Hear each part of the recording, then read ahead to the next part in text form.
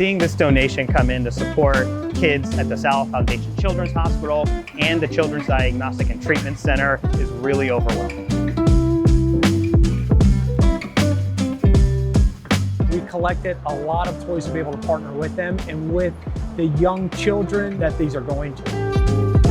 Happy Holidays!